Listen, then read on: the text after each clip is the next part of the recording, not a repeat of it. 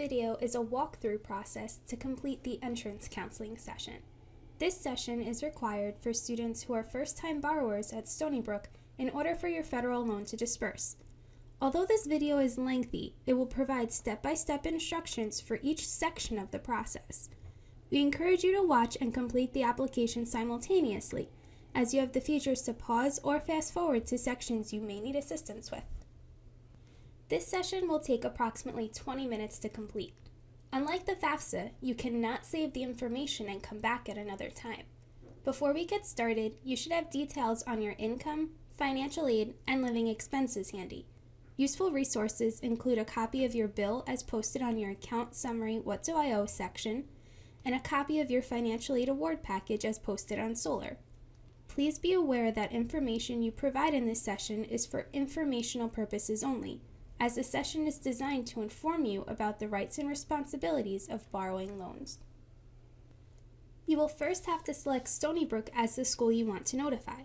We are listed as Stony Brook University, SUNY. Select if you are completing the counseling session as an undergraduate or graduate or professional student on this page as well. As a first semester freshman, the counseling session will begin with a $0 estimate loan balance. If you are a transfer student and have previously borrowed loans at another institution, your current loan balance will be shown on the first page. For the purposes of this video, we will assume that there is a $0 balance shown. We encourage you to only borrow what you need. If you have accepted a loan offer for this academic year on Solar, click the Add Loan button to add the specific details of that particular loan. For example, you may have accepted a $3,500 direct subsidized loan. You can find the interest rate for your loan by clicking on the Award Detail link in Solar. In addition, if you needed the direct unsubsidized loan funding, you can add this loan and interest rate as well.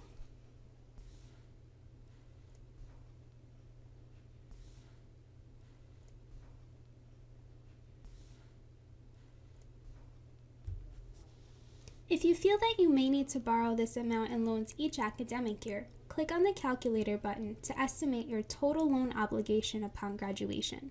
For example, borrowing $5,500 each academic year for the standard 4 years would leave you with a total loan balance of $22,000. If you are unsure of the amount you may need to borrow, you can use the average amounts listed in this session or provided in this video, as the amounts you list while completing this session are not binding.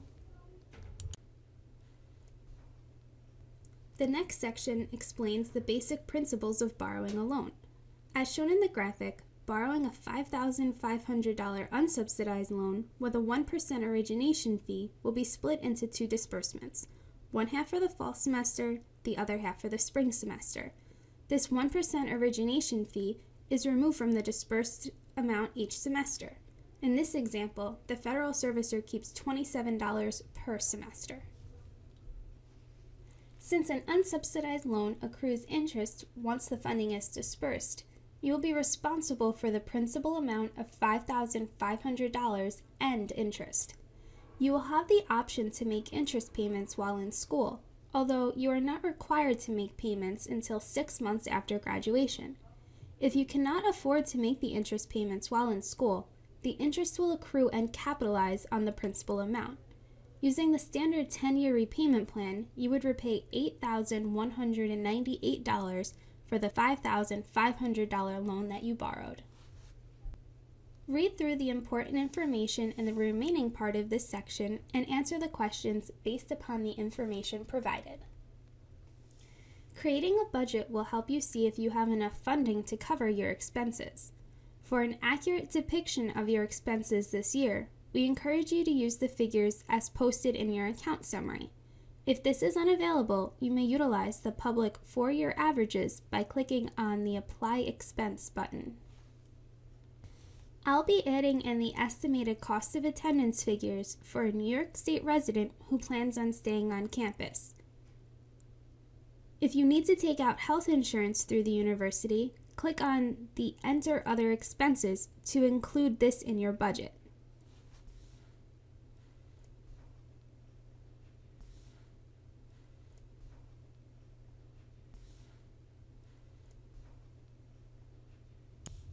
Now, click on Step 2 to enter the amount of funding that you have received or accepted for the year. In this example, I'm using scholarships, grants, work study, federal loans, and a parental contribution, which is located under Other Funds.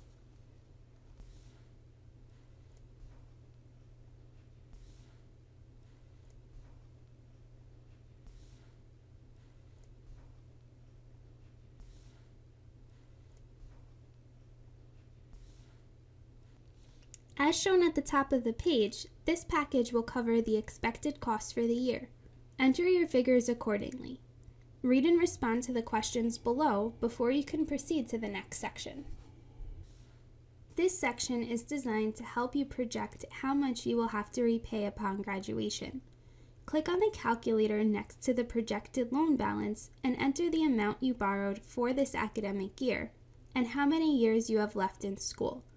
Click on the blue Input Loan Balance button. Update the interest rate on your loan by sliding the bar. Click on Step 2 to enter your projected monthly income.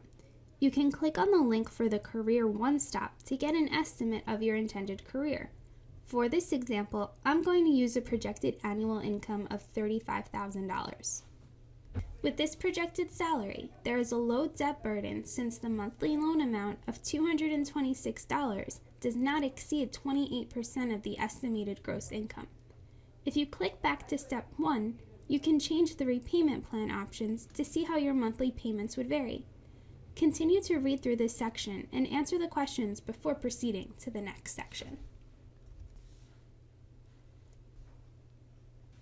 If you have trouble making payments on your student loans, it is important to contact your lender right away so you do not default on your loan. You may qualify for a deferment or forbearance status, which will allow you to temporarily stop making payments on your loans. Please remember, although you may not be required to make payments on your loans, unsubsidized loans will be accruing interest until the loan is paid in full.